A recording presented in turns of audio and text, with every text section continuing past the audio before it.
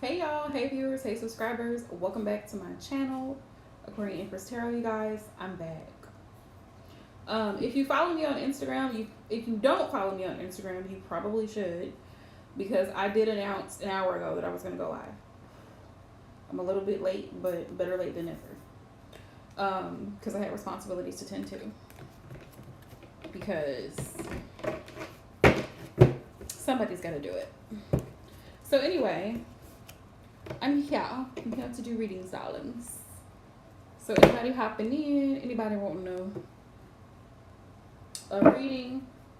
Now, keep in mind that readings are not just like specific to one specific genre, like love and relationships, family, career. Readings are for multiple purposes: spiritual enlightenment, spiritual guidance, ancestral messages, all the things, child. Hey Aisha love, how are you? So you can ask a variety of different questions with tarot. I think sometimes people get confused and they think that when they hear tarot they automatically go to relationships, because I think that's the most common form of tarot readings are relationship readings. When is my ex coming back? What does so and so think about me or feel about me? There's more to life. Believe it or not, there's more to life. Like, if I apply for this particular position, what could the possible outcome be? If I choose to relocate for this job, what could the possible outcome be? I'm good, love. I actually slept all day yesterday when I got home from work because, girl, I was I was tired out. I had to take a final this week. I took my final Monday and I was so worn out. And I had stayed up all night cooking, cleaning, doing laundry, and then I had to take my final. And I was like, you know what? The next night, I had to sleep. Yes. No free readings. They can do, and you feel free to suggest what you think, Aisha, but super chats, definitely. I will accept other forms of donations like Cash App and PayPal. But super chats, because it's easier for a lot of people. So if they want to use super chat, they definitely can. It's the option. Hell, I won't see the money for a month or two, because that's how long it takes for super chat to go through. So yeah, you can still post the links so people can send their donations in through Cash App and PayPal, because I prefer that. But a lot of people who are on YouTube regularly like super chats. We're still encouraging super chats. So if you want to come in and you want to get a reading, send a super chat. I'd rather someone show their appreciation and gratitude in sending some form of donation than nothing at all. Because nothing chaps my hide like somebody looking for a free ride. Like, I don't even know you like that. I don't know you like that. And even if, like, it's the entitlement for me. But today is Jupiter Day, so happy Jupiter Day to everybody. Quick manifestation tip. Two things, right? Do two things. If you are trying to manifest something specific, right? This is a technique that works for me. And I think this could also be because I'm strongly air element. I both visualize it and think about that. Like, what's the word? I picture it. Yes, visualize it actually happening in real time. Like, I can see myself like going and opening the door with the keys to my new house, right? The house that I'm manifesting. Or I can see myself going on a walk with the person that is supposed to be my person. It has been a while, love. I'm hoping to start doing them again next week, because I have to order more candles. I literally was just talking to my friend about that yesterday, because I was like, I haven't done row opener in a while, and I want to start getting more into the candle work for court cases and stuff like that, because it's a process. Like certain rituals require like 7-day workings, like 7-day candle work, and you have to consistently do it every day. And some are, you can do it just for that one day until the candles burn out, but it varies. And I also wanted to get more into spiritual baths, spiritual hygiene, which is really, really important. I got, I had ordered some herbs from this seller on Etsy, and I highly recommend it because I highly recommend, like, if you're looking to cleanse your spirit, to cleanse your aura, right, to get it from a seller on Etsy. Of course, do your research, right? Read the reviews and stuff. But I personally like to support small business owners because it's hard if you run a small business.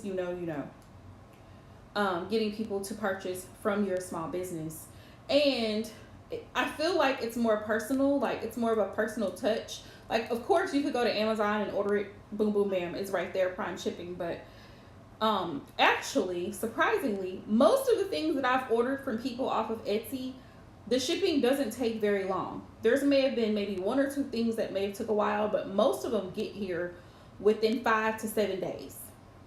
And I'm never in like a whoa rush to get anything. So like, but let's talk about it while we're waiting for people to come into the chat. And if you know of anything, Aisha, that helps like with cleansing and protection, feel free to share it, because I know your roots. I know your roots, and I know your elders, so they know of stuff. And the crazy part about it is a lot of us practice certain things like for protection that we don't even realize all the time. Like, not putting your purse on the floor is a hoodoo tradition that a lot of people practice still to this day. Like, and I've always done that. Like, I don't put my purse on the floor. I just don't. And you don't even know why, but it's something that's been passed down. But as far as like protection stuff, sweeping off your front porch, sweeping away things that you don't want in, sweeping away, right? And then if there's something that you want to come in, you're going to go the opposite direction. Same thing with candle working. When you're doing things that you want to usher in, you're going to do it up, things out, going down. So it's just doing reversals. And before the people that feel some type of way about the Bible, hoodoo is very much based in Christianity. It's very much faith. It's a faith-based practice. So using certain scriptures, and I always tell people that the Bible is a book of spells. Using certain scriptures to help certain workings, do certain things.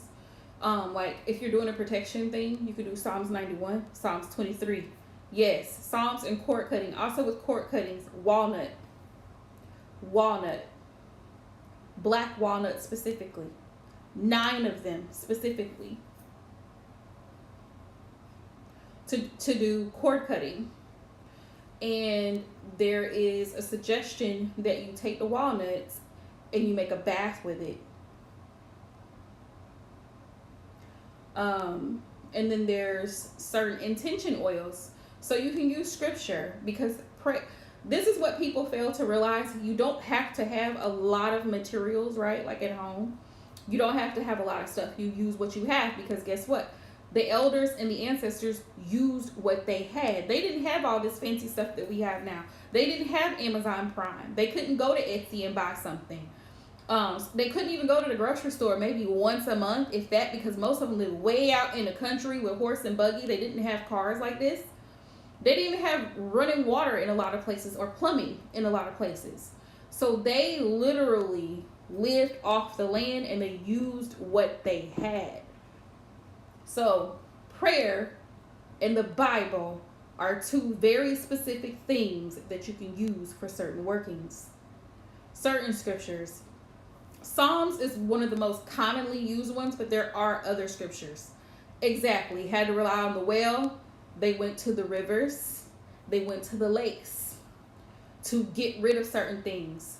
Oceans, rivers, lakes, crossroads. You leave an offering. You get rid of certain workings that you need to get rid of. or wash away certain things. Wash away certain things. And you know, like they have, like in Africa, in ancient African traditions, tribes will go down to the river like for baptisms because it's a spiritual cleansing. And then after the baptism, the person comes out, they're wearing all white. It's all spiritually symbolic of something. Um, what was I gonna say? Protection works. Horseshoes used in hoodoo. Horseshoes, and you'll see people who wear them, like horseshoes and mercury dimes, silver. Silver, there is a protective element to silver in spiritual practice. It's like, I don't know if you've ever heard this, because you probably have, Aisha, because I know Louisiana, there's a thing down there where people are like, vampires are a real thing in Louisiana. So, you know, one of the most common things to ward off the vampires is garlic and silver. Silver would destroy the vampires, right? Well, there is a reason why this saying was, because silver is like, it's one of the purest elements. Like, it's one of the most purest elements out of the metals. So gold is very high vibrational, but silver, there's something about silver. I don't remember what it is inside of it, but it's like a protective thing. So when you wear silver, spiritually, it's a thing of protection. So a lot of people will wear like the mercury dimes. And also, I was doing a little research to find out more about the mercury dimes because I just recently heard about it. Yes, coffin nails were used in hex work, what they call left hand work. Coffin nails are used for protection work as well. Like you would make, they would cleanse them like through fire, and then they would make even railroad spikes too. Coffin nails specifically though were used in hex work and left hand work. So you had spikes, and you have, because you can find them on the railroad, but the coffin nails were used for hexing. They're used for hexing and crossing. Here's the thing with the mercury dimes. I don't know if you look it up, you'll see what I'm talking about. But the mercury dime it's very they're very expensive because they're old. And what they would do in hoodoo is make a hole in that dime and put a red string in it. Now you know red is like, you use it in return to cinder work, right? To make this quick. Silver is a purifier and a protector. So if you wore it around your ankle or your wrist, it was supposed to, if somebody crossed you, that you would find out if that dime turned black, you would know that somebody put roots on you. Because the metal, because you know, well, for those of y'all who are hopping in here, we're talking hoodoo, okay? So in hoodoo, you know, when people do left hand work, or they're doing what other people call in the craft hexing, right? They would use hot foot powder and certain things, right? Gopher dust and hot foot powder. Those types of things were referred to as against the enemy. Well, if somebody did that to you and you were wearing the mercury dime, it would turn black. And that would be your sign that somebody tried to put roots on you. So then you would know, okay, I need to do a cleansing to get rid of whatever somebody else is trying to throw my way. I've been doing research. I want to get me a mercury dime. So bad. But I want to make sure I get the right one, because I don't want to get one. I don't want to get just any one. I'm very particular when it comes to certain things. Like when it comes to wearing things that are of protective nature. Like this whole week I've been wearing mahogany obsidian. I have a mahogany obsidian bracelet. And mahogany obsidian is supposed to be very well known for absorbing any negative energy around you and your surrounding or environment. It's grounding, and it's for the root chakra. So I've been specifically wearing that one. But when it comes to like jewelry, which I love jewelry, I'm a jewelry fanatic. But if I can wear jewelry and enchant it and make it something that's kind of like a talisman, something that's protective, I like to do it, because I will cleanse my jewelry, like smoke cleanse it, or cleanse it with Florida water. Most of my jewelry is real, so I can do that. But if it's something that's gonna tarnish, I will smoke cleanse it instead of using like a saline solution or Florida water or anything on it. But I would pray over it and put my intentions into it. And that's what a lot of people fail to realize when they just jump into certain practices, right? And they start as a beginner. Prayer is powerful. Prayer is effective. So is scripture. So is scripture. You put the two together. And that's why if people really paid attention, they would notice, like, you know how you get recipes from your grandmother, your great-grandmother, and it's passed down? Well, a lot of the women who practice root work and hoodoo were usually, what do they call them? The lady of the church. They were usually like the first lady or deaconesses or women who were very well respected within the community, and they were held in high esteem and high regard within the church. But those women knew how to protect themselves using the word and using prayer, because the two combinations are very powerful. And the Bible, when I say it's like a book of spells, it's a book of spells and incantations, because words hold power. So if you're praying this particular prayer that's written, you're sending that out into the universe, right? Like, your kingdom come, your will be done on earth as it is in heaven. Do not allow us to be led into temptation, right? Deliver us from the evil one. You speak that out into the universe. That's what you're putting out into the universe, right? You are a shepherd, we shall not want. You make us to lie down in green pastures. You lead us beside the still waters. You restore our soul. You're affirming that into the universe. And that's what people fail to realize. You don't have to always have the tools. You know, the candles and the incense and the things, those things are all tools. The crystals, they're all tools. They're all tools. But the intention, the prayers, the intention, the prayers, the verses, powerful. Even if you just had those, if you just said a prayer. What sticks out to me is, I don't know if you've ever seen the movie Harriet, you know, with the movie Harriet Tubman, but there's a scene in that movie where the plantation where she was staying at before she ended up leaving and going up north, the problem was her and her husband, he was owned by another plantation owner. So her plantation owner, he did not want her to be free because she was one of his best slaves. And her husband, they wanted to be free because the Civil War had just ended. They wanted to go up north so they could be free and live their lives as free people. He wasn't having it. So one day she went out into the forest and she was praying. She was praying with tears and saying, Father, if he does not let me go, strike him down. That's all her prayer was. If he does not let him go, either strike him down or take me out. One of the two. But I can't live this way. That was her specific prayer. The very next day, you hear wailing and crying and screaming coming from the master's house off the plantation. You hear wailing and screaming and crying. Sure enough, he had gone to glory. And all she did was pray.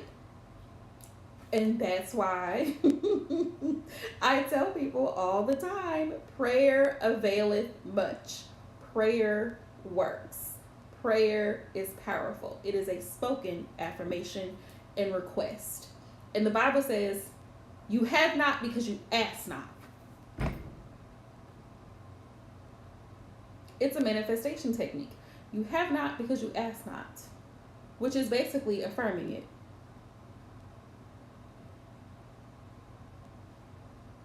So,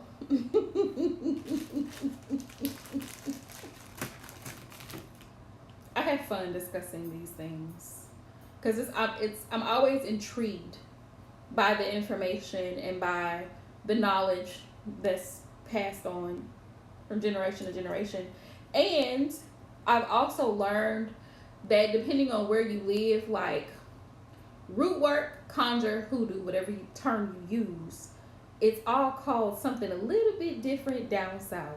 So where in Georgia they may do certain things. Hey Gloria, how are you? It's been a minute. Where in Georgia they may do certain things. In Alabama they may do it a little bit different. In Mississippi they might do it a little bit different. In Louisiana they might do it a little bit different. But it's all still like in the same, it's all still in the same category. I'm doing great. Busy.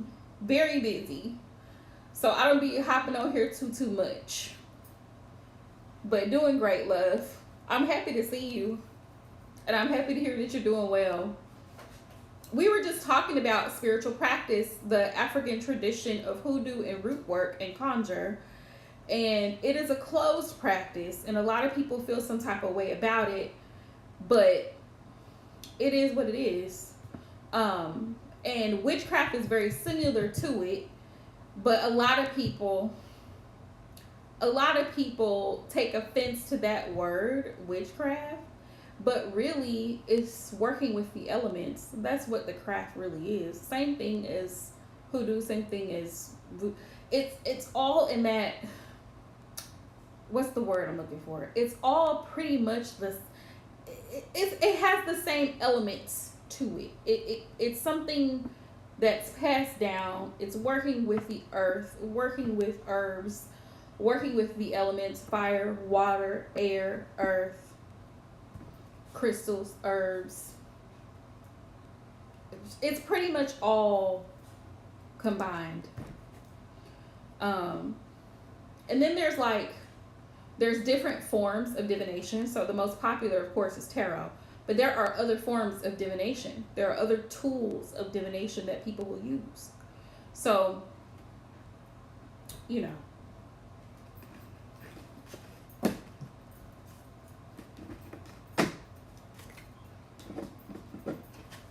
I'm waiting for folks to hop in. But what was I saying earlier? There are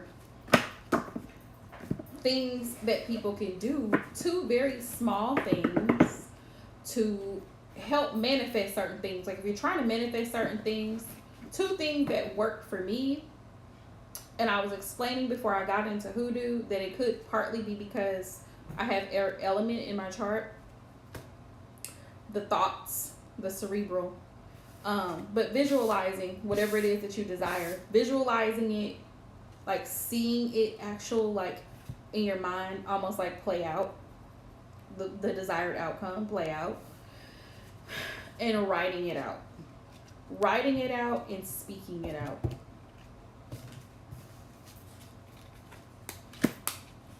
The crazy part is I've experimented with just thinking about something, just thinking the thought, I'm going to XYZ, just thinking the thought, and then visualizing that particular thing happening. And every time I do it, it happens.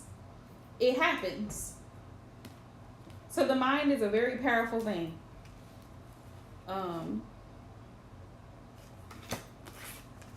Okay, y'all know I be getting distracted sometimes.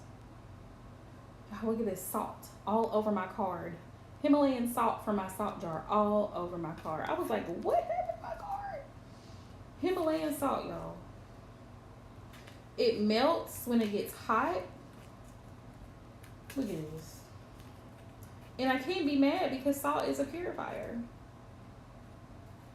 Oh my God. Hey Aisha, you still here? Girl, you still here?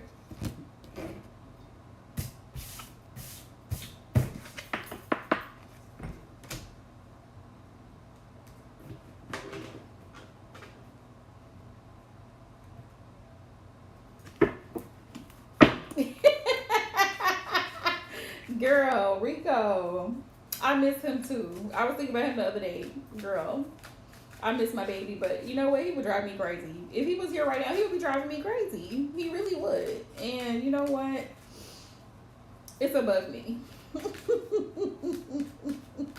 It's funny you mentioned him, Aisha, because I was just thinking today, I was like, man, I would like to have another bunny, but not until I move. Like, I'm really trying to focus on relocating because I've been in the same place for like 6 years, and the apartments where I live, they've gone through different management. Like, different people have owned these apartments for over the past 6 years, and I hate them, all of them. So I'm just like, I'm done. And the last people who are currently over it, they are just real nasty, and they don't give a damn. So since, you know, they don't give a damn, I don't give a fuck. And I'm on a month to month. So as soon as I find a place that is what I'm looking for, I'm out of here. That's what my focus is right now. But once I get settled, then I may look into, I was thinking of either getting another rabbit or a small dog. Like, you know, one of those little toy dogs. I don't want a terrier. I do not want a terrier. Terriers are terrorists. They're little tiny terrorists. Yeah. I would kind of want a Chihuahua because they have big personalities. They're little dogs with big personalities. But I don't know. They be loud. And I can't handle all the noise at my big age. Like, I'm creeping up 40 and I can't handle all the noise and the hollering. I can't. It's not for me. It's something about once you hit over 35, well, 30, your tolerance for noise and chaos becomes like, yeah.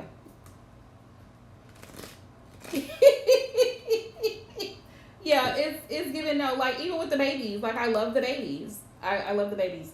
But they be doing too much sometimes. They really do. And toddlers will try you. They will try every nerve that you have. And I don't know what it is. I don't know if it's my 30s, but everybody just gets on my nerves.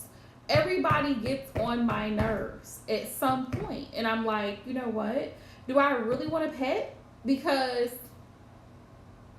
I'm just going to shut the door. Because he's doing too much. He's biting on something, scratching something, shitting somewhere, pissing on something. And I can't. My patience.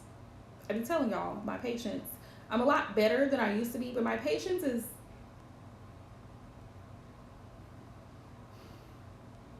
This is the exact reason why I be hanging up on people during the day. Because if you don't tell me what you're calling me for, I'm not going to sit on the phone and listen to you breathe. So I hang up the phone. You can call back. Or you want to argue back and forth, I'm hanging up the phone. Because my patience is, or I'm asking a question and you're not listening, I'm hanging up the phone. I have to wait in line behind 30 people, I'm leaving. Like, I don't.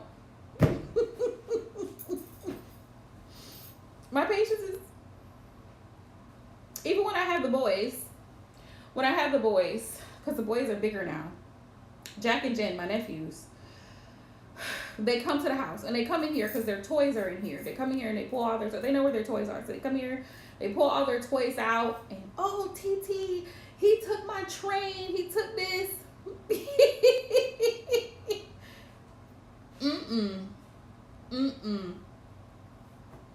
All the hollering, somebody starts crying, somebody hit somebody. Get out. Everybody's getting put outside. Everybody's getting put out. Everybody get out of my house. Get out of my kitchen. Come out of here with all that loudness. Everybody go. Everybody just go. And now I understand exactly how my grandmother would feel. I understand now. It's all clear to me now. She used to put everybody out of her kitchen all the time. Girl, I can't do it.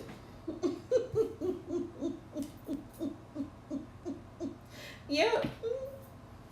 I can't do it. And you know, I love everybody. Like, people who understand will understand. Like, I love everybody. I love you guys. But you get on my nerves. Like, it's kind of it's a love-hate relationship. Like, I love you, but you work all of my nerves. It's the same way with relationships too. Men are not exempt from this. As a matter of fact, sometimes they're worse than the toddlers. Like, sir, please find something else to do. Stop blowing up my phone. Stop texting me. Stop asking me to do stuff. Go find something to do. I'm doing homework. I'm mopping floors. I'm cleaning. How can I help you right now? I'm trying to take a nap. I'm on my way somewhere. You saw me sitting there for 5 hours and didn't need anything. The moment I get up to go somewhere, now you need something. Why? Why? All of it.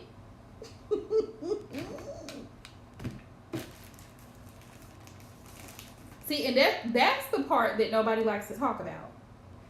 That's the part that nobody likes to talk about. It's all fun and games until everybody starts getting on your nerves. Everybody's constantly asking you, oh, can you do this? Can you pick this up? Can you drop this up?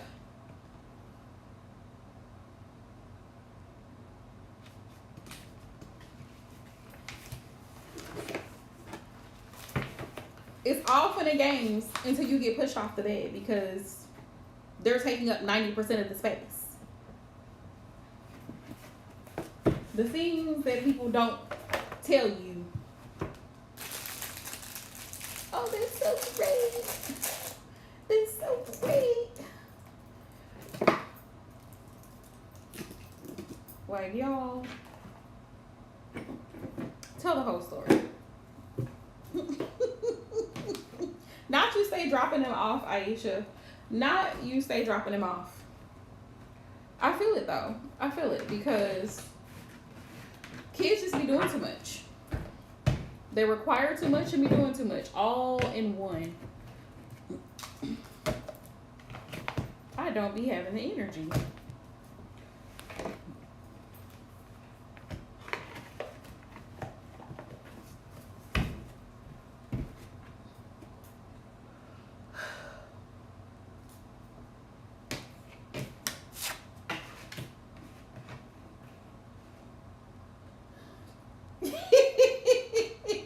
Girl, it's not even that. It's always somebody want to come over. Somebody want to, oh, can I use this? Can I borrow this? Can I be left alone for 5 minutes? How about that? How about that? Somebody always needs something. If it's not at work, it's at home. It's with tarot. It's a client. Oh, I was just wondering what's your opinion. Baby, book a reading. Don't come here asking me what my opinion is, because if I give you my opinion, it's probably going to hurt your feelings anyway, right? And if you're not ready to make adjustments, you probably don't need to be talking to me. I'm the wrong person, because I'm even going to hold myself accountable for my own bullshit, and I'm definitely going to hold you accountable if you come to me. So do us both a favor.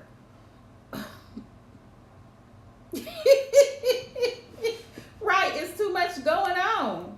It's too much going on. It's too much going on. Don't come over here with all. I always tell people, do not come to me with all that rah-rah. It's too much.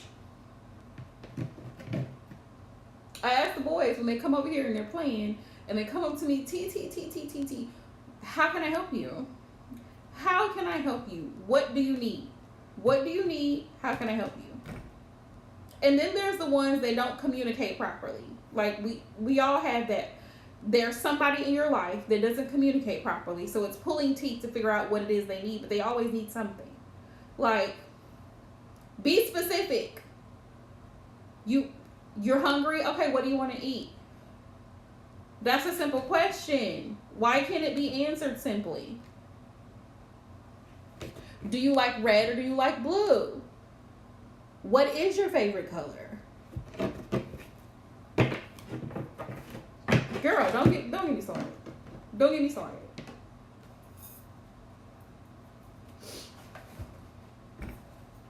Even get me started, child. I'm gonna pull some ancestor messages while I'm waiting.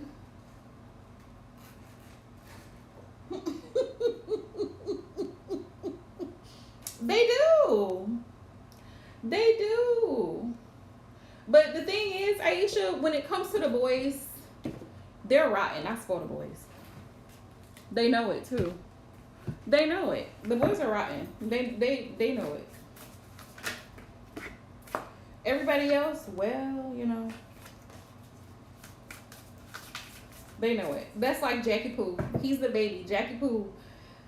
Whenever I go to my sister's house, he'll come straight up to me and want me to pick him up, and then he wants to sit on my lap and he wants to drink his milk.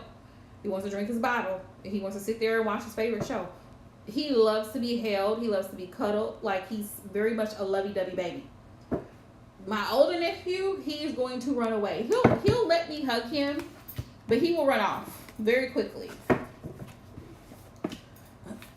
And I'm always trying to get him to eat because he won't. He won't. And it's not that he's not fed. We're always cooking. Somebody in my family is always cooking. The boy he's very picky. Like, he will not eat.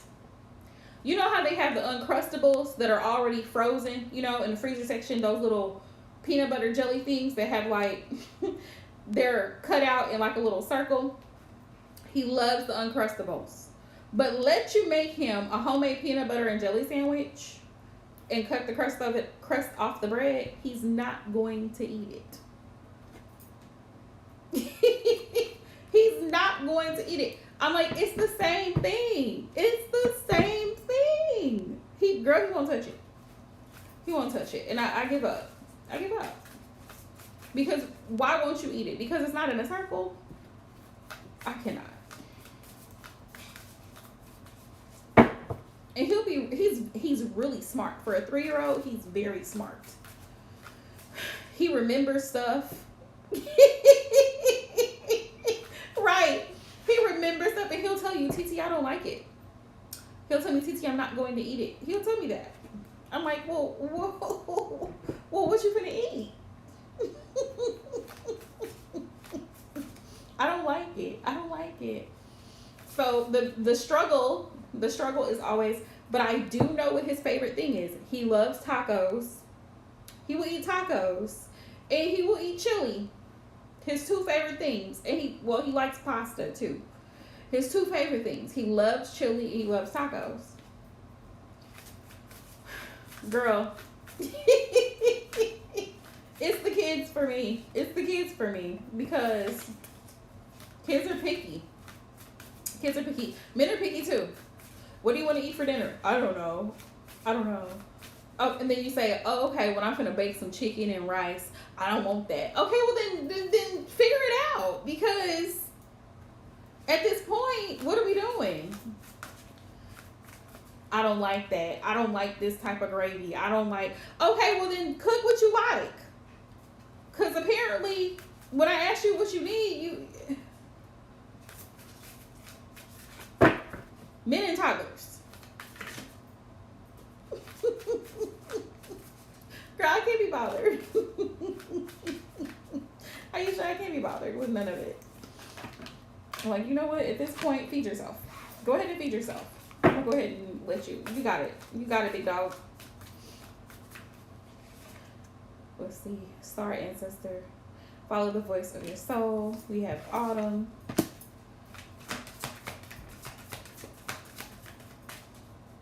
Oh, these are good cards.